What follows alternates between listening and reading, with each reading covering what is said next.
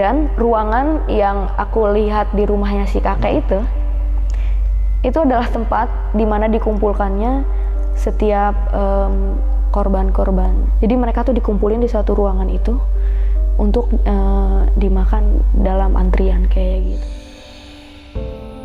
Ternyata makanan-makanan yang aku makan selama ini, karena di sana kan kita juga ada catering gitu ya, setiap makan tuh setiap makan siang tuh dikasih makanan kayak gitu.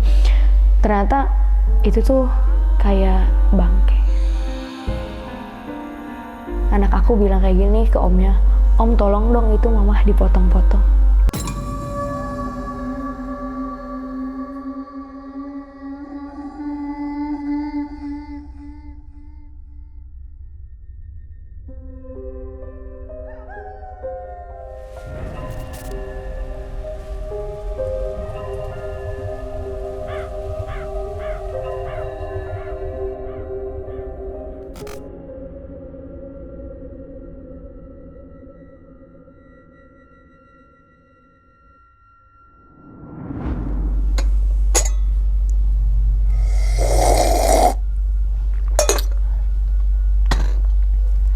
Assalamualaikum warahmatullahi wabarakatuh. Kembali lagi bersama gue Sumar Adi Wijaya atau biasa dipanggil Umang dalam segmen Ngopi Horor.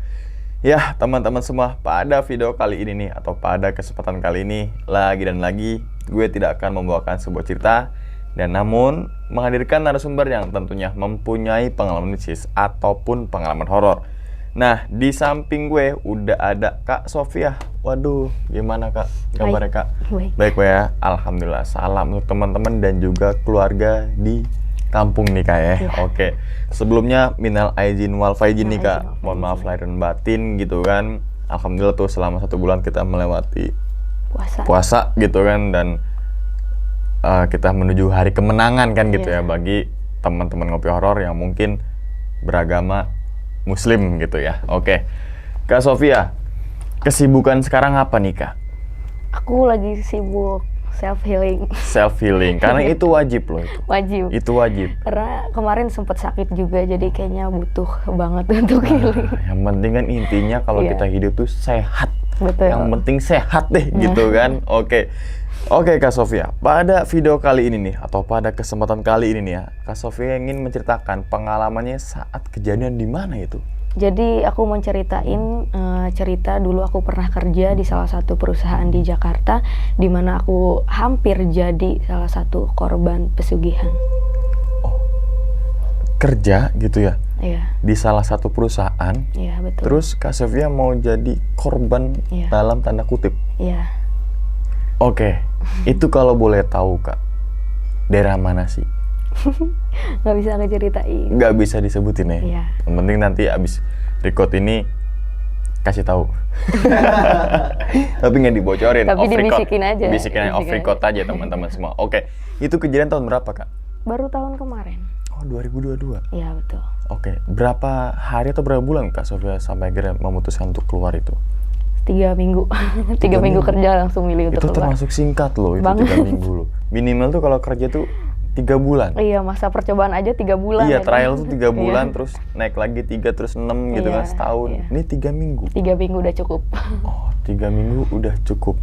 Oke, mungkin teman-teman ini semua penasaran Kak, dalam waktu Kak Sofia kerja 3 minggu, ngalamin kejadian apa aja kan gitu kan, sampai akhirnya memutuskan untuk ini merupakan jalan terbaik untuk tidak lanjut bekerja lagi di perusahaan tersebut gitu Kak ya. Oke, tanpa berlama-lama lagi kita langsung masuk aja ke dalam ceritanya. Ngopi horor segera dimulai.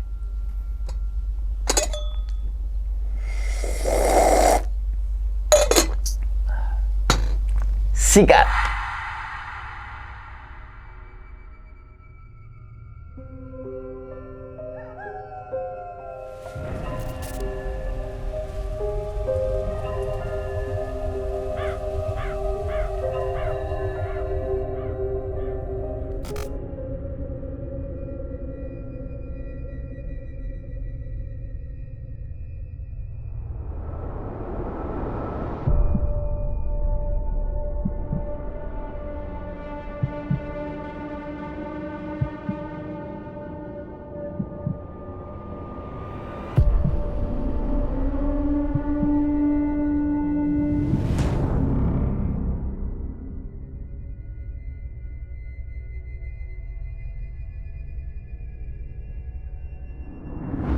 Jadi waktu itu aku sempat kerja di salah satu perusahaan yang ada di Jakarta.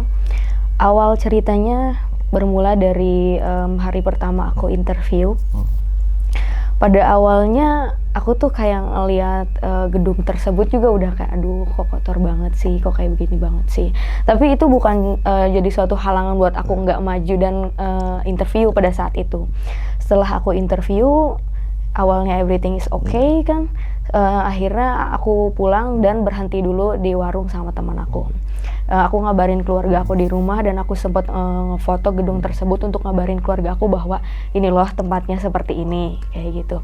Dan setelah aku cek lagi ternyata gedung yang aku foto itu ada gimana ya kayak orang tapi putih semua, bentukannya kayak tengkorak. Di foto tersebut. Okay. Awalnya aku ngira kayak mungkin itu pantulan cahaya matahari karena Jakarta lagi panas-panasnya, lagi terik-teriknya pada saat itu. Dan ya aku juga nggak mau terlalu ambil pusing, ya udahlah baru juga interview masa sih. Dan nggak ada kepikiran kemana-mana juga pada saat itu. Nah setelah itu akhirnya aku pulang ke rumah, aku bilang, Pak, Bu, ini loh tempatnya seperti ini, gedungnya seperti ini. Terus orang tua aku, ya kamunya mau nggak kerja di situ katanya. Kalau memang kamunya mau ya nggak apa-apa, kalaupun nggak mau juga nggak apa-apa. Aku bilang kayaknya enggak deh, soalnya aku ngerasa ketakutnya aku nanti nggak nyaman dan cuma sebentar di situ. Aku udah ada perasaan untuk nolak di situ kan. Tapi setelah HRD-nya ngabarin ke aku bahwa aku diterima kerja di sana, jadi rasa pengen kerja itu muncul lagi, kayak ya udah deh terima dulu aja gitu, apalagi masih fresh graduate kan.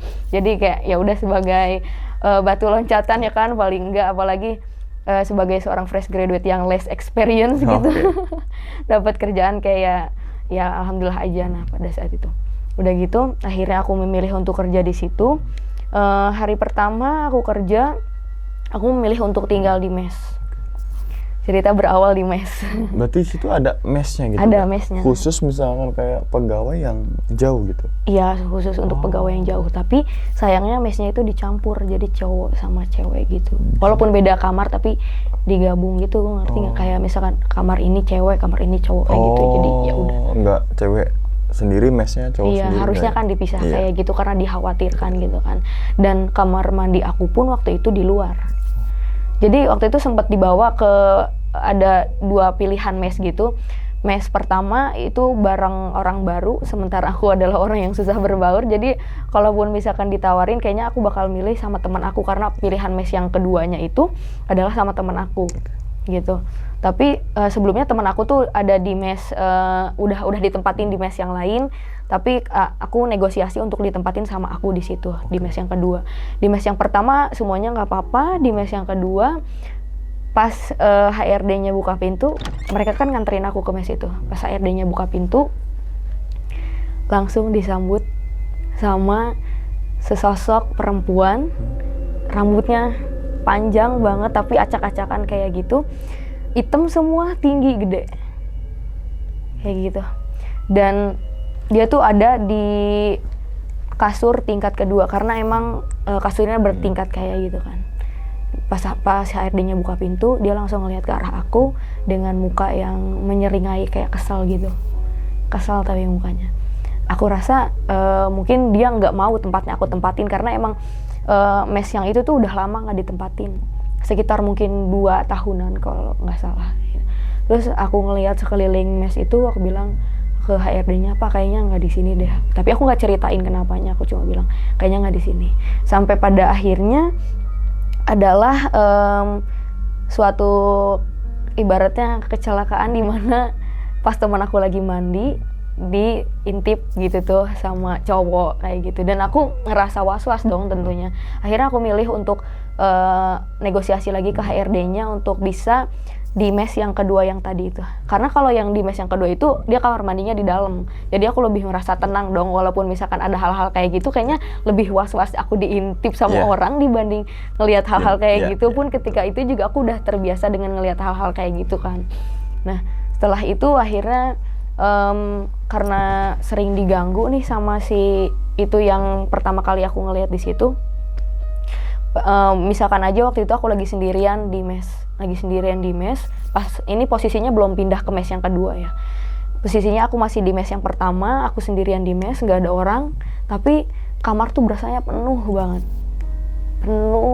Terus pas aku ngelihat ke atas, ya emang ada beberapa yang seliweran kayak gitu, cuma ya udahlah, mungkin emang udah lama di situ jadi kayak masing-masing aja.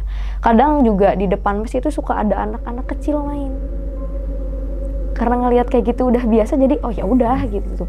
Cuma salah satu hal yang aku heranin adalah kenapa si perempuan yang ketemu sama aku di mes yang kedua itu sebegitunya dia ngelihat aku. Kayak gitu. Kayak orang, bukan orang juga, kayak sesuatu yang kesel banget gitu sama aku. Padahal kan aku juga di sana nggak niat ngeganggu sama sekali gitu. Dan akhirnya pas besoknya aku kerja, aku bilang dong ke teman-teman yang satu divisi sama aku, ini gimana ya di ruangan ini ada ini. Aku bilang cerita kayak gitu. Coba kamu minta tolong dong sama si mas inilah gitu kan, si mas ini, soalnya si mas tuh bisa untuk ngusir-ngusir yang kayak gitu. Dia tuh salah satu pekerja di situ juga. Nah, pas lagi cerita-cerita kayak gitu, tiba-tiba angin kayak gitu. Suasananya jadi dingin, entah mungkin karena aku doang yang ngerasain. Tapi pas aku nanya ke yang lain, rasa nggak? Aku bilang kayak gitu. Iya katanya. Tapi yang lain nggak ngelihat. Di mana nanya-nanya ke aku. Dia berdiri di pinggir kaca. Terus ngeliatin aku dengan mata yang kayak gitu, kayak orang marah gitu tuh, marah kayak gitu. Terus aku tuh udah posisi lemas banget, tapi pada saat itu aku lagi kerja juga, berusaha buat cuek pun juga ngerasa amat sangat terganggu dong dengan keadaan itu. Mungkin kalau orang awam biasanya pun ketika ada juga ya udah biasa aja, tapi kalau orang misalkan sesensitif aku untuk hal-hal kayak gitu, energi kita jadi ikut kekuras dong. Nah setelah itu akhirnya aku minta tolong ke HRD-nya, Pak tolong dong sampein ke mas ini, aku mau minta tolong untuk paling enggak permisi ke si sosok yang ini untuk aku bisa nempatin kamarnya, karena aku udah nggak nyaman ada di kamar mes yang ini, aku bilang kan. Terus katanya oke, nanti dikasih tahu. Sampai akhirnya aku dipanggil lah sama si HRD-nya untuk nemuin mas inilah pokoknya. Udah gitu, udah aku ketemu di situ, aku bilang, mas tolong ya, aku bilang. Iya Cina, cantik ya kata si masnya. Enggak, aku bilang, tapi kalau ke cowok dia cantik kok, katanya gitu. Terus tiba-tiba dia datang di belakang aku banget di sini.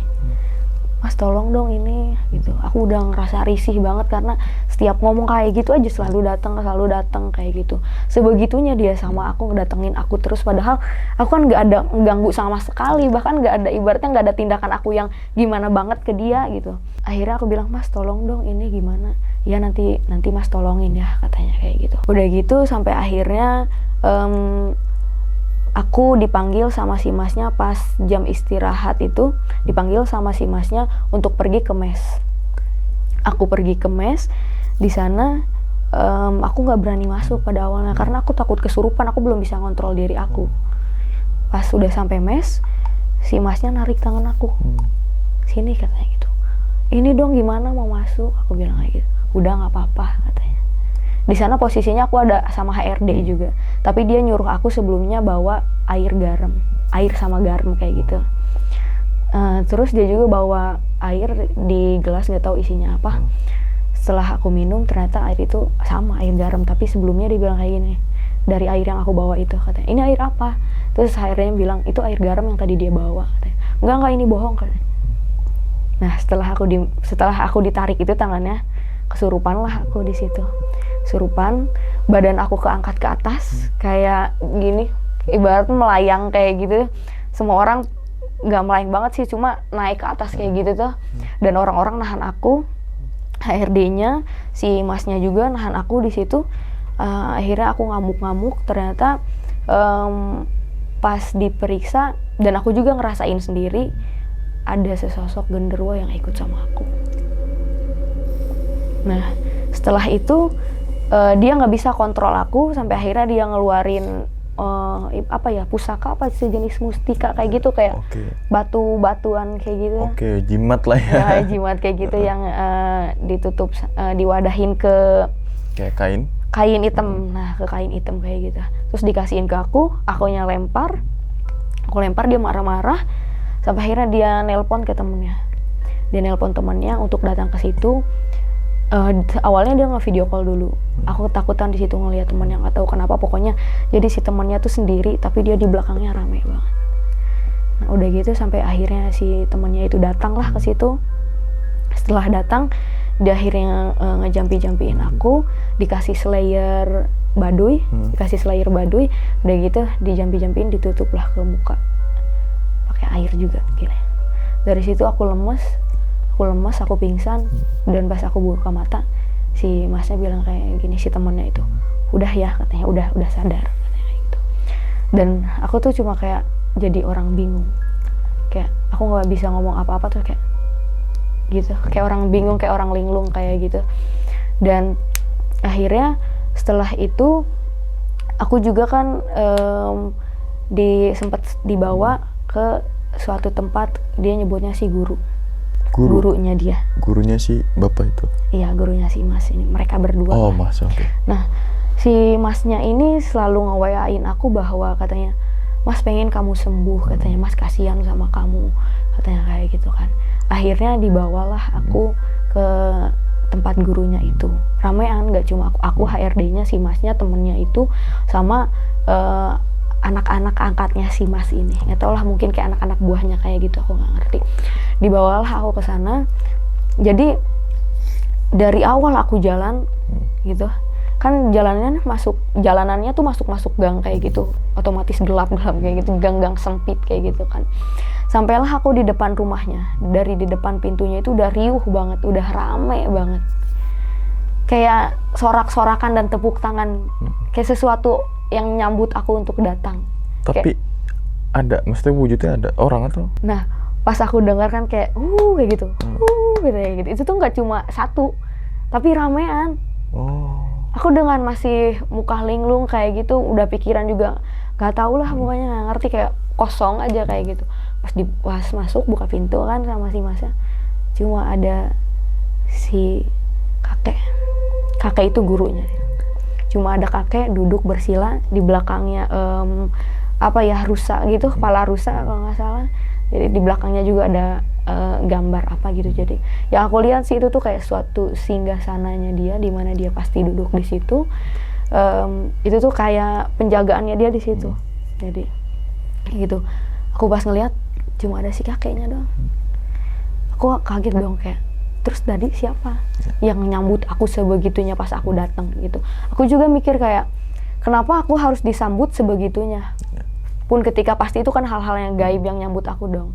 Maksudnya apa sih spesialnya aku buat mereka sampai sebegitunya mereka nyambut aku dengan serius itu, kayak seneng gitu. Aku datang tuh kayak sesuatu yang ditunggu selama ini udah datang akhirnya kayak gitu. Dan gitu aku disuruh duduk, ini kakek, kata si masnya kan. Kakeknya mas katanya, ini kakek kalau ada yang berobat apa-apa pasti ke si kakek katanya gitu kan. Udah gitu si kakek nanya nama aku, namanya siapa katanya. Di situ aku nggak bisa ngomong sama sekali, nggak bisa ngomong. Kayak bahkan untuk nginget nama aku aja itu suatu hal yang sulit buat aku. Karena saking ingatan aku tuh dibikin lupa. Jadi kayak nggak inget apa-apa gitu. Nggak inget apa-apa. Sedikit pun. Tadi namanya nggak tahu ya. Susah inget, tapi untuk ngelafalkannya itu susah. Oke, paham. Tapi banyak banget kayak bagian-bagian yang harusnya aku bisa inget, aku nggak inget gitu tuh. Terus si kakeknya itu bilang kayak gini katanya, kenapa nggak bisa ngomong? Aku dengan ngelihat si kakeknya yang kayak gitu, terus ngelihat setiap penjagaan di belakangnya, aku tuh nggak bisa ngomong gara-gara suruhan lu yang di belakang loh. Itu tuh bukan nggak bisa ngomong bisu apa gimana.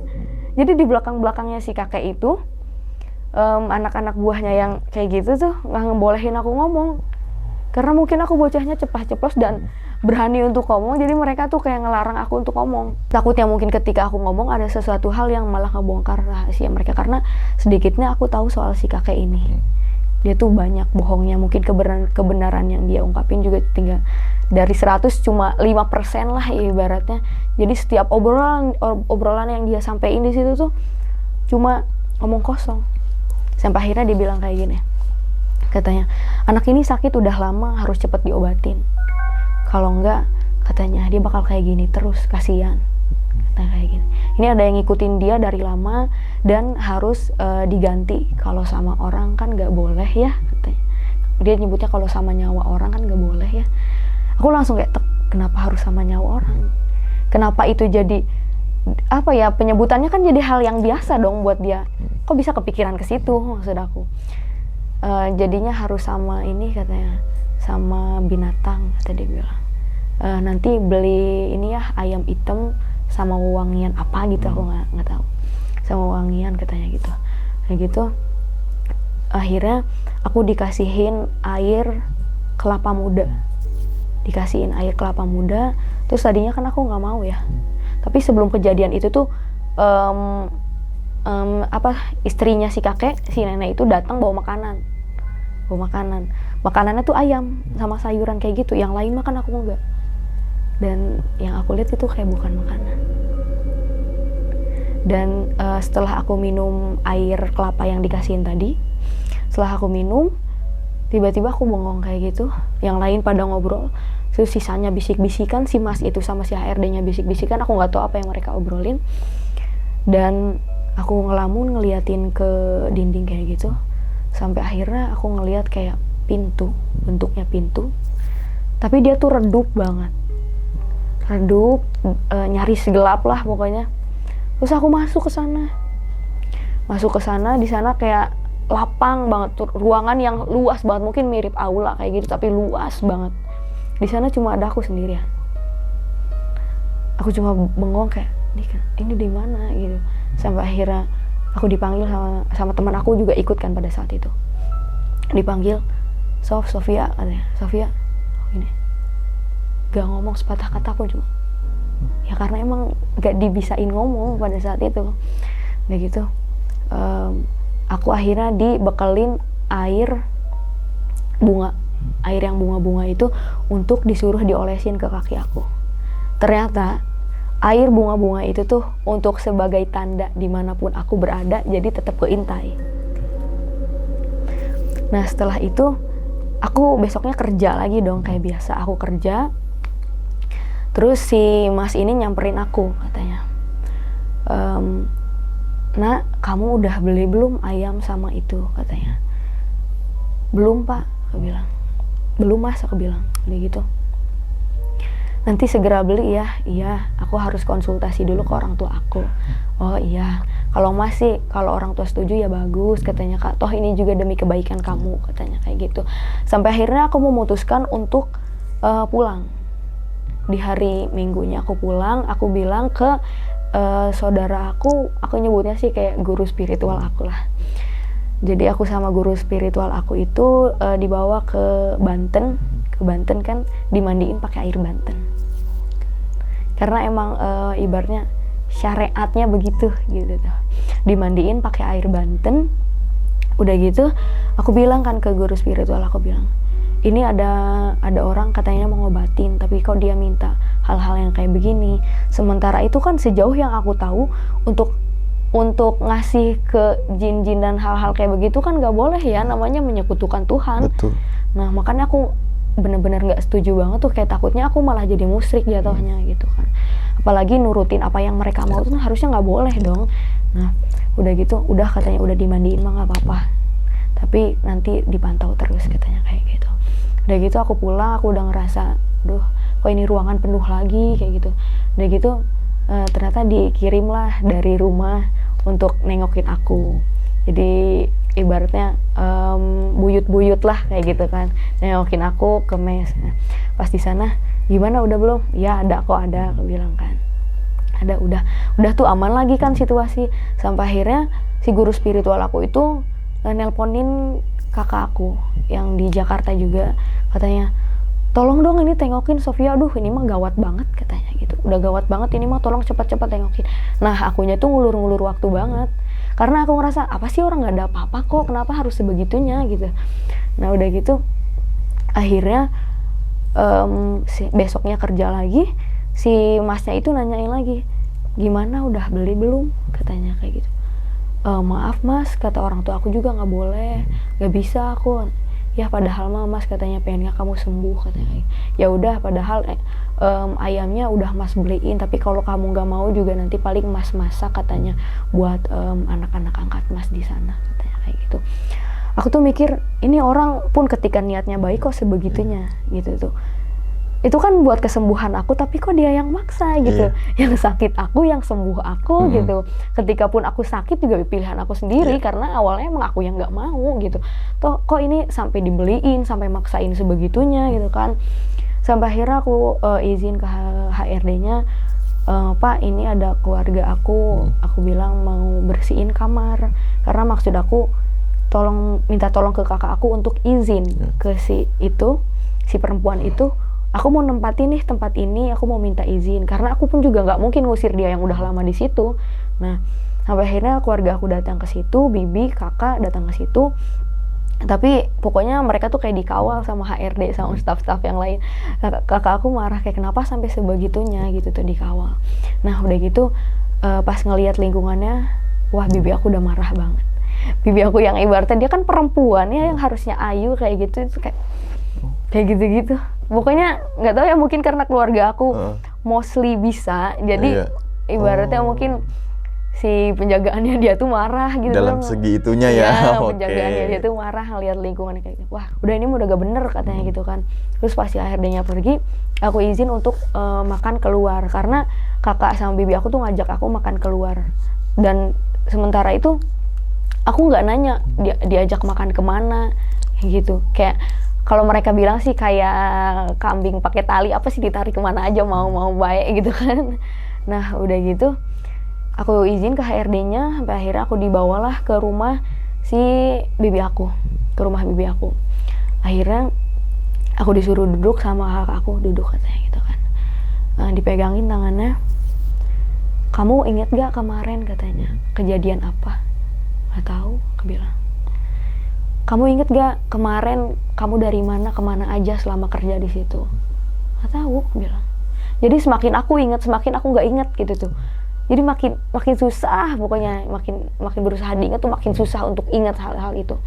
Udah gitu, pas udah gitu si kakak aku tuh diam, dia nutup mata, nggak tahu dia kemana tuh kan. Gitu, wah ini mah udah nggak beres di sana katanya gitu. Kayak gitu aku dipegangin tangannya. Setelah dipegangin, aku suruh merem kan. Dipanggil lah nama panjang aku, Nurmisar Sofia.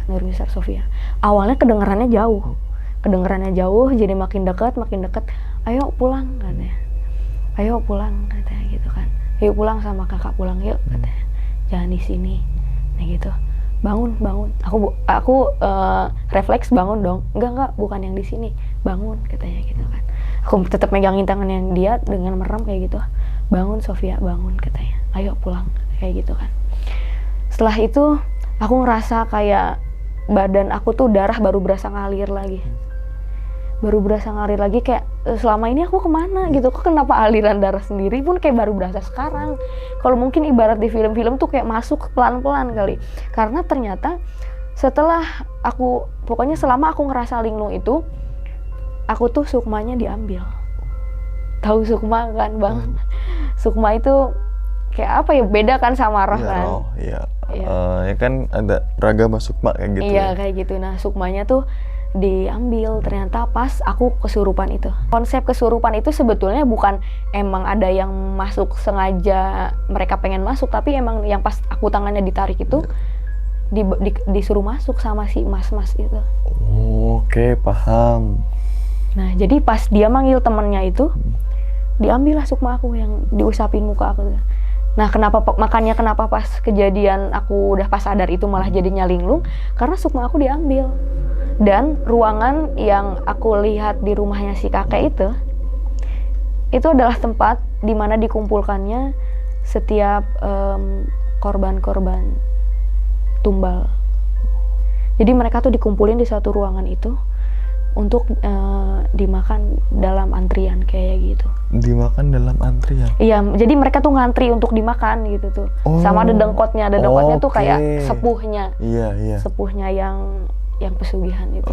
Setelah itu pas aku sadar aku nangis kan, otomatis aku kaget banget. Ini tuh suatu hal yang bikin aku shock banget, maksudnya kayak yang biasanya kita nonton film horor kayak gitu-gitu doang kan, ternyata kejadian ke aku, kaget dong pastinya.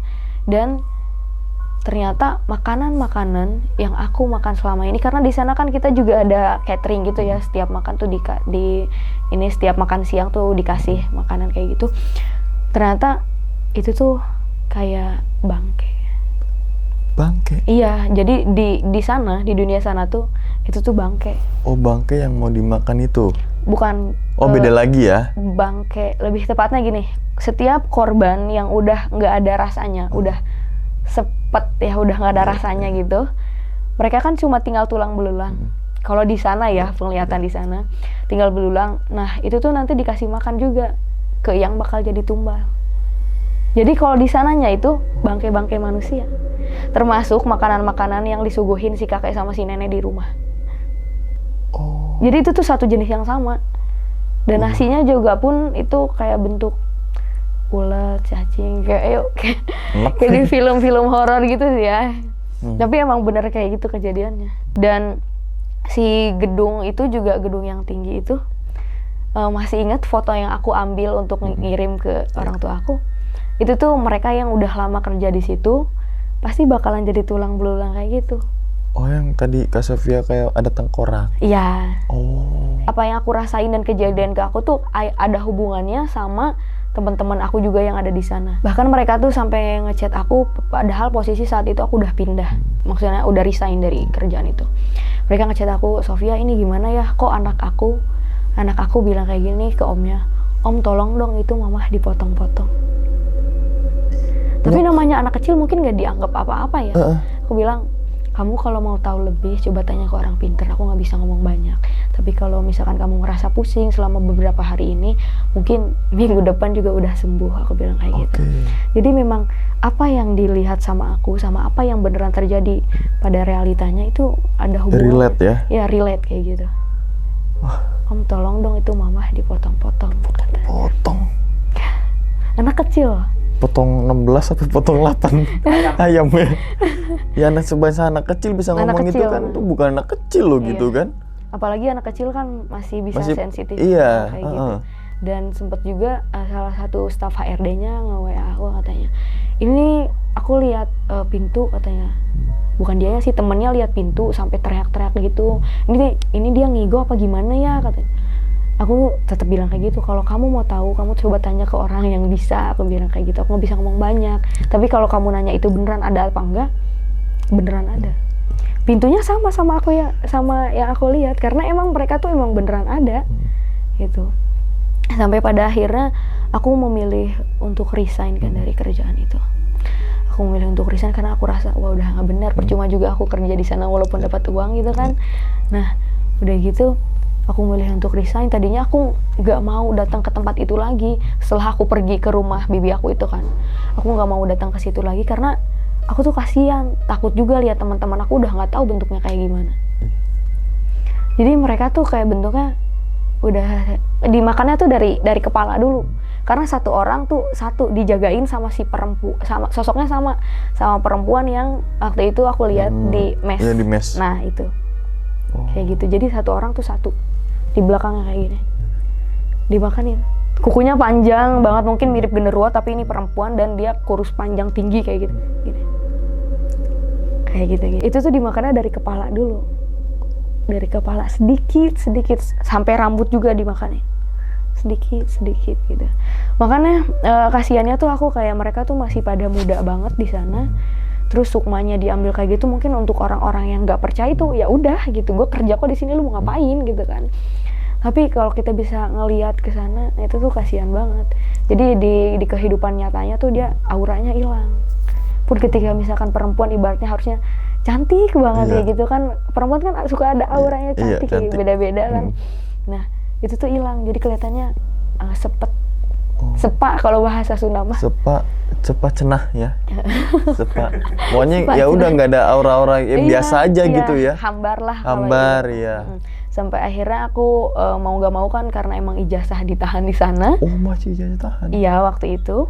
Jadi mau nggak mau aku nyamperin ke sana sama kakak aku. Awalnya kakak aku tuh nggak dibolehin masuk karena nggak tahu kenapa, pokoknya nggak dibolehin masuk. Sampai akhirnya negosiasi, katanya bilangnya ada obrolan HRD sama Sofia yang nggak boleh orang lain tahu katanya gitu kan. Aku bilang nggak apa-apa kok, nanti kakak aku nunggu di luar, nggak masuk ke ruangan itu. Sampai akhirnya diizinin.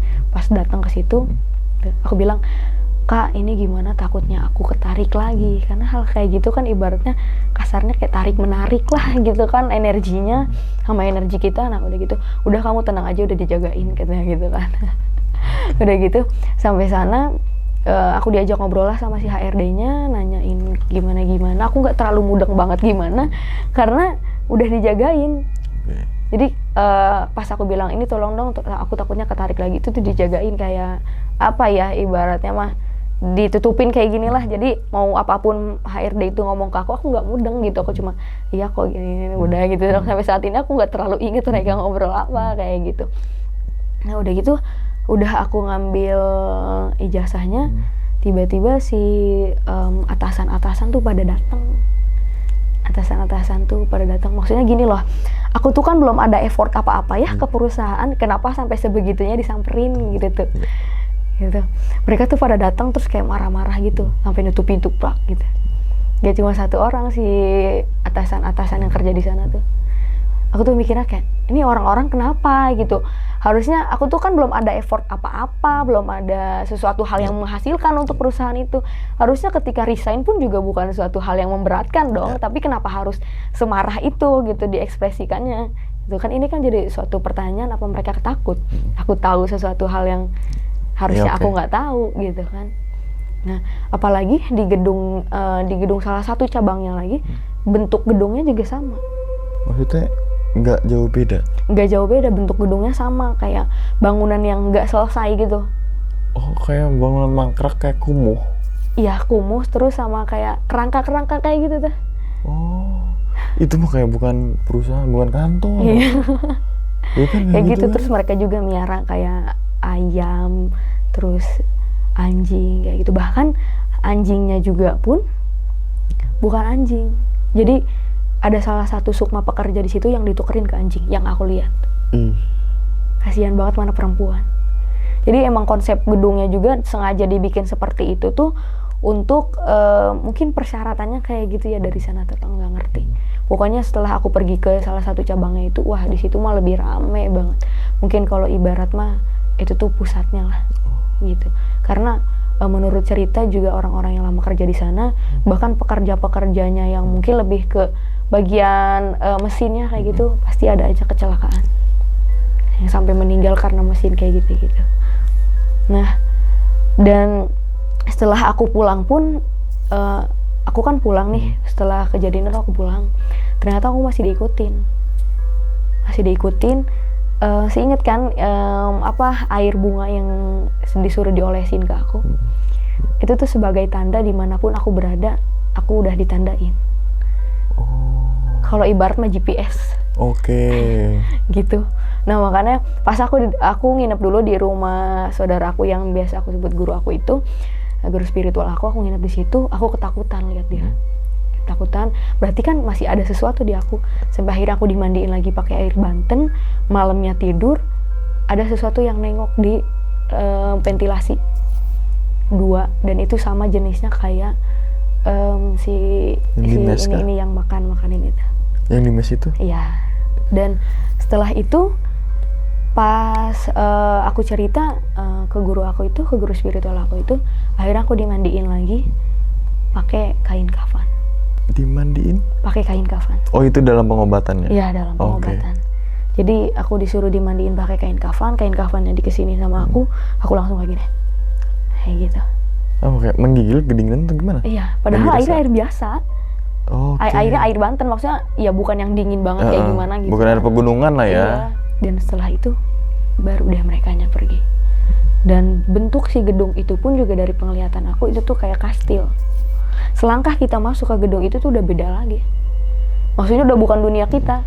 Bahkan kenapa pekerja-pekerja di sana tuh kalau mungkin orang bisa lihat semuanya tuh udah kayak ibaratnya Pinocchio yang cuma digerak-gerakin kayak gitu aja. Kerja lu kerja udah gitu. Jadi pun ketika aku di sana udah nggak ada gairah apa-apa. Makanya kenapa pas sukma aku balik lagi, aku baru berasa hidup lagi.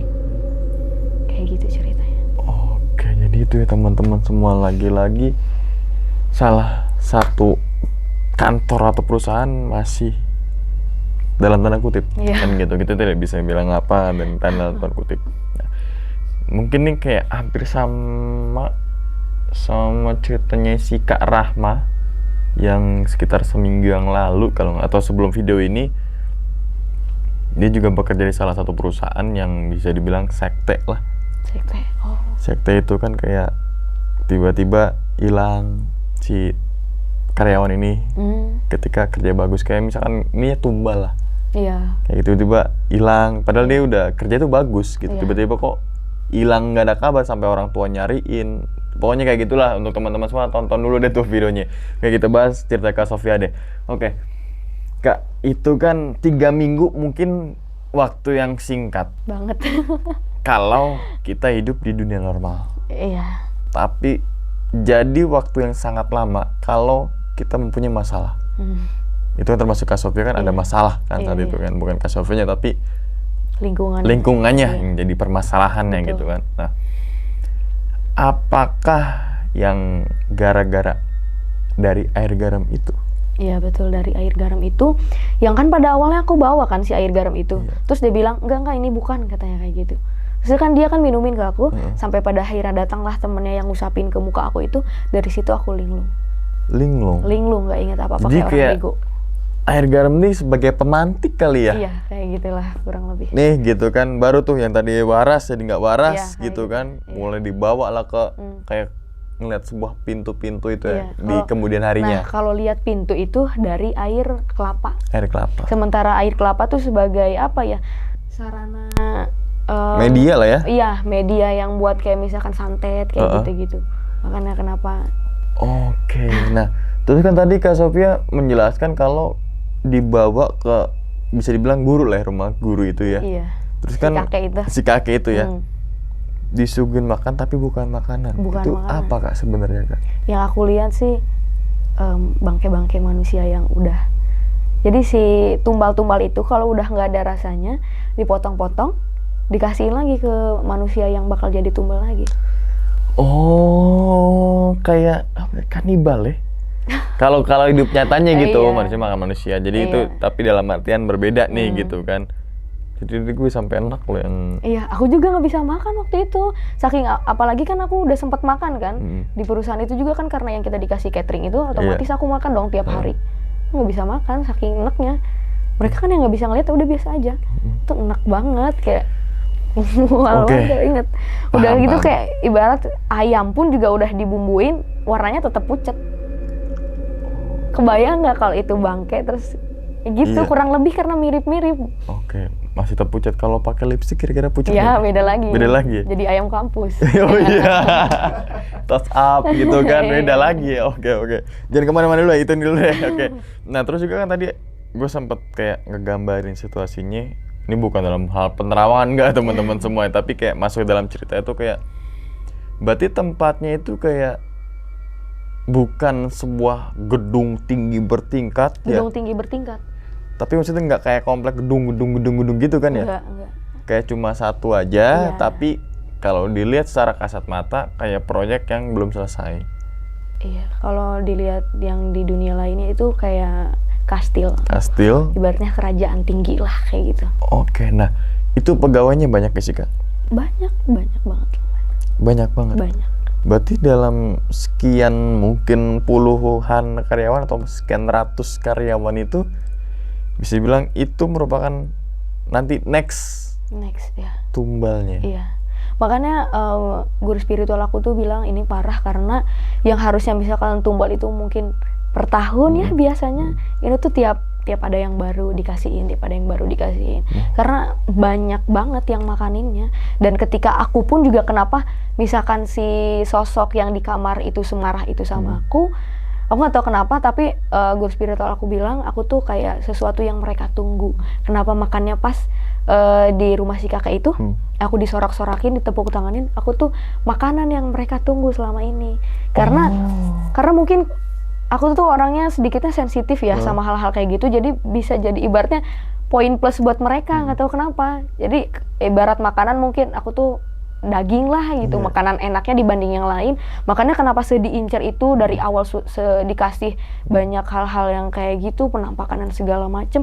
Hari pertama udah ngelihat kayak gitu, kayak dikasih welcome gitu. Jadi kayak seakan-akan kita bukan kita ya, jangan deh. Sekarang kan dia tuh kelaparan, dalam tanda kutip ya, si kita bilang setan, jin lah ya. Jin tuh kelaparan, nih makanan gue selanjutnya nih. Jadi dia seneng, gitu kali ya. Iya, karena analoginya aja, kita main analogi gitu. Karena aku ya karena sensitif itu kan, jadi beda sama yang lain. Makanya kalau kata guru spiritual aku sih, kamu tuh lebih enak dibanding yang lain. Kenapa pas sampai pulang kamu masih diincer, sampai yang diventilasi itu aku diintip-intipin kan? Ya itu. Nah, karena tuh dia tuh kesel. Ini makanan yang harusnya gue makan, lu bawa balik gitu tuh. Balik. Oke. Nah Kak, saat di rumah si kakek itu, Kak Sofia sama temennya Kak Sofia juga ya? Iya, ikut. Itu makan makanan yang... Makan dong. Makanya aku tuh sebetulnya pengen banget ngasih tahu dia gitu kan. Ya paling nggak jangan dulu resign kan, paling nggak dia tahu lah gitu kan. Karena aku tuh kasihan gitu, sebetulnya pengen bantu juga untuk ngobatin dia. Tapi secara personal aku kasih tahu, dianya kurang ini. Oke. Berarti kayak makan yang di rumah kakek itu kan kayak bangke ya. Jadi korban itu kita makan lagi gitu kan. Berarti teman Kak Sofia yang makan si bangke itu merupakan korban dong? Iya. Apa yang dirasakan bukan dirasakan ya, yang sepengetahuan Kak Sofia ketika besoknya berarti kerja lagi kan ya? Kerja lagi biasa. Itu gimana, kayak biasa aja kan? Biasa aja. Biasa aja. Tapi kalau kita yang bisa ngelihat orang-orang yang udah lama kerja di situ mah udah nggak ada auranya lagi. Bahkan ketika temen aku pun juga dia kan kayak Arab gitu. Arab tau lah, cantik-cantik ya kan. Dia beneran kayak ngeliatnya hambar aja kayak gitu. Oke. Nah kemudian nih Kak, tadi kan Kak Sofia sama temennya rumah kakek itu dan makan itu ya, berarti ini korban. Jadi sampai ketika Kak Sofia itu keluar, resign, berarti Sukmani terperangkap dong ya? Sukma siapa? Temennya Kak Sofia? Iya, masih di situ. Makanya aku tuh jujur sampai nangis ya ke guru spiritual aku, gimana dong itu temen aku, kasihan masih di sana. Ya pun ketika misalkan bisa ditarik untuk keluar, tapi kalau dia masih di situ bakal balik lagi ke sana. Oh, gitu. Tetap balik lagi ke sana, kayak mungkin karena dia udah makan itu kali ya. Jadi kayak ada terikat gitu kali ya. Bukan terikat sih, lebih ke energinya saling tarik menarik nantinya. Kalau misalkan dibuat tarik pulang nih, itu kan energi yang di sana kan lebih besar, dia masih stay di sana. Oh iya. Pasti ditarik lagi ke sana. Apalagi dia masih makan kan, makan yang catering yang tiap hari itu. Itu kan juga sebagai pancingan nih, gue kasih makan dulu nanti gue kasihin kayak gitu. Kalau ibarat mah aku ngelihatnya teh kayak suatu peternakan yang bakal dikasihin ini kayak makanan. Bukan sih, kayak ibarat peternakan kan, nih gue kasih makan dulu nih lu semua gitu, nanti gue potong. Iya kayak gitu. Kayak ayam gitu ya. Iya kayak gitu. Ayo ayam gitu kan, nanti gue potong lo kayak gitu kali ya. Ini iya, biar nggak serem-serem banget teman-teman semua. Oke. Terus logikanya gini loh Kak. Sempet kan ketika resign, Kak Sofia itu kan ke situ lagi ya. Iya betul. Sampai akhirnya seharusnya bertemu sama HRD, tapi nih atasan-atasan lain kayak marah. Iya. Orang mau resign aja ya sebenarnya ya udah itu hak mereka. Gitu kan, hak karyawan, tapi kok sebegitunya atasan itu kayak dia nggak mau rugi untuk hilang satu karyawan. Nah, itu dia. Berarti kan tidak terlalu merugikan. Nah, apalagi karyawan baru yang cuma berapa minggu. Ya udah selalu dah. Seharusnya gitu logikanya ya, gitu kan. Kecuali karyawan yang udah bertahun-tahun prospeknya ada, terus dia resign, baru dia marah nggak masalah. Betul. Kan gitu ya. Ini kan nggak logika banget gitu. Iya. Berarti kan ada something di balik itu semua. Mereka yang biasanya nggak hadir nih pas kerja, karena kebanyakannya pada work from home kan. Udah gitu, tiba-tiba ada. Pada nyamperin aku, ngeliatin aku lagi ngobrol sama HRD di satu ruangan itu. Dengan kayak buka pintu terus nutupin prak gitu. Ngeliat nih orang kenapa sih gitu. Oke. Kak, kalau boleh tahu Kak, itu dalam bidang apa sih Kak perusahaannya? Nggak boleh. Berarti off record lagi nih ya, off cam lagi ya, nggak boleh. Bisikin aja nanti, bisikin aja, oke. Nah, jadi di balik ini semua cerita Kak Sofia memberikan kita semua pelajaran, terutama untuk yang teman-teman semua fresh graduate ya, gitu betul. kan, untuk mencari pekerjaan gitu kan, ataupun untuk melamar suatu. Memang nggak ada salahnya ketika kita mau bekerja, gue pengen nyoba. Iya. Itu kan hal yang manusiawi kan, untuk batu loncatan, untuk biar menemuin CV gitu kan. Menemuin CV. Iya, untuk bekerja. Oh ternyata dia bekerja lama ini iya, ya gitu. experience-nya Banyak nih kerja di sini 3 minggu, 2 minggu, seminggu gitu kan. Nah, jadi riset dulu kayak mungkin riset dulu Iya, kali ya. riset dulu. Ketika kita mau apply mungkin gitu kan, kita riset dulu itu perusahaan dalam bidang apa, berapa tahun gitu kan, terus prospek kayak gimana, kinerja kayak gimana kan kayak gitu tuh. Terus apa salahnya mungkin tanya dulu ke temen-temennya kalau misalkan temennya udah kerja di situ atau mungkin pernah bekerja di situ Iya, gitu kan. Jadi fee ini mungkin nomor sekian kali ya. Kan nggak logika ya gimana ya, fee kalian segitu terus kalian jadikan tumbal kan ya nggak sebanding gitu Iya, loh nggak gitu kan. seberapa. Mendingan intinya kalau kerja tuh pertama nyaman. Nyaman dulu sih. Nyaman dulu terhadap lingkungan, teman-teman, bosnya, bos-bosannya gitu Iya. kan. Kalau udah nyaman itu enjoy. Iya betul. Itu kerja tuh enak banget. Jadi kerja seberat apapun kalau kita enjoy jadi take it Iya. easy gitu. Tapi kalau berbalik yang tadi dijelasin Iya, berat kerjanya banget jadinya. santai gitu tapi lingkungannya Iya, bener. begitu. Kerjanya santai banget sih kalau dibilang. Kita masih bisa ngobrol kayak gitu. Tapi begitu ya nggak, mendingan gue kerja repot gitu kan tapi lingkungan oke gitu iya, kan ya. lingkungan normal kan, sehat Lingkungan normal, gitu. sehat, enak kan Sehat gitu ya. fisik, sehat psikis kan. Nah itu deh yang penting sehat dulu deh, balik lagi tuh yang penting sehat dulu deh. Satu kebanyak sehat kitanya, lingkungannya gitu ya, dalam artian pergaulannya dan sebagainya gitu kan. Oke Kak, mungkin nih Kak, sebelum tutup videonya nih Kak, punya pesan nggak untuk teman-teman semua yang mungkin mau apply di suatu perusahaan, jangan sampai nih asal apply tapi nggak tahu ini perusahaan apa ya, ini perusahaan apa ya gitu Kak, silakan Iya, Kak. betul. Jadi untuk teman-teman nih yang misalkan ngelamar kerja, aku sih nitip kalian tuh bisa harus riset dulu tuh pekerjaan apa nih di bidang apa. Biasanya kan kalau di Google suka ada history perusahaannya itu kan. Udah gitu juga kita bisa harus berhati-hati nih sama suatu perusahaan karena percaya nggak percaya dong di zaman sekarang masih ada loh hal-hal kayak gitu dan bahkan banyak banget.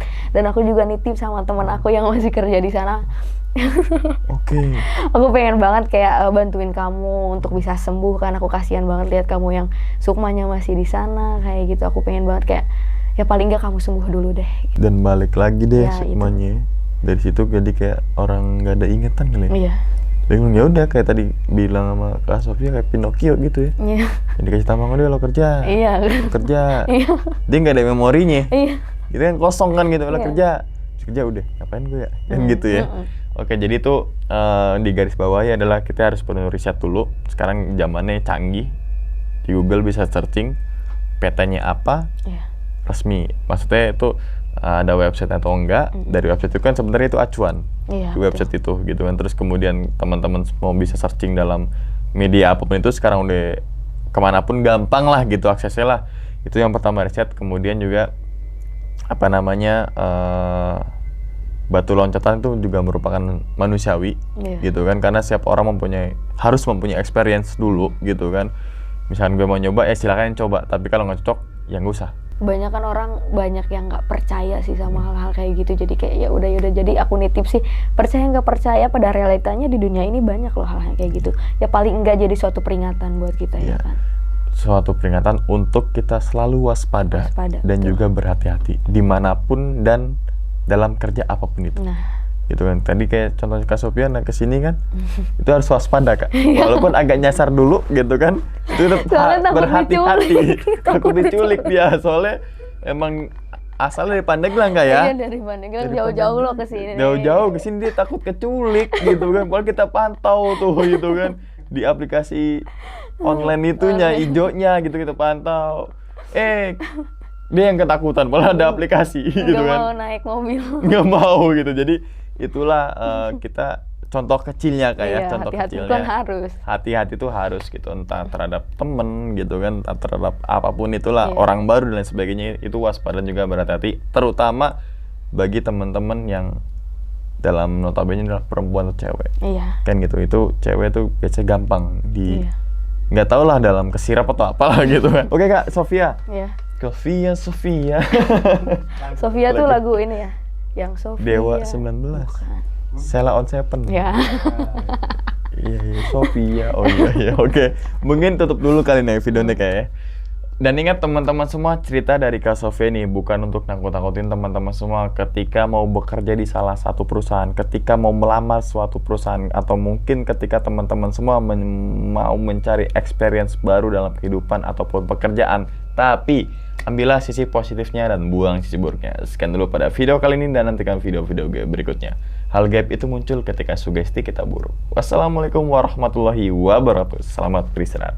Terima kasih banyak Kak Sofia. Sama-sama. Alhamdulillah. Bungkus.